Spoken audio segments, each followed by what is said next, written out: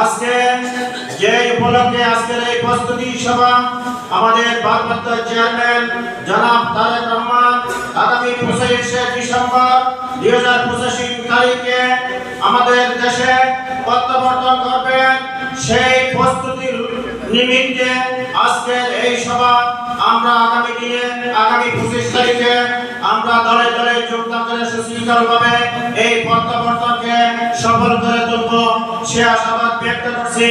এবং আমাদের যে প্রার্থী জনাব সরওয়ার আলমগীর ভাইয়ের জন্য আমরা নিরলসভাবে আমরা কাজ করে যাচ্ছি, আপনারা কাজ করে যাবেন। প্রত্যেকটা ঘরে ঘরে গিয়ে মা বোনদের কাছে আমাদের ধানের শীষের প্রতীকে ভোট চাইতে হবে। যারা অধিকার ষড়যন্ত্র করেছিল ধানের শীষের প্রার্থীর বিরুদ্ধে, ধানের শীষের বিরুদ্ধে, সে ব্যাপারে আপনারা সবাই সোচ্চার আছে, সজাগ আছে, আপনারা থাকবেন।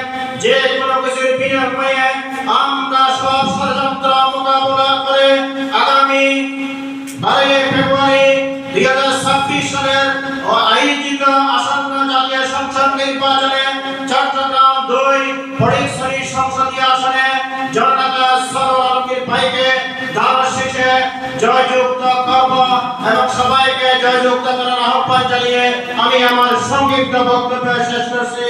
বাংলাদেশ জিন্দাবাদ, জাতীয়তাবাদী দল স্বেচ্ছাসেবক দল জিন্দাবাদ, তারেক রহমান জিন্দাবাদ, খালেদা জিয়া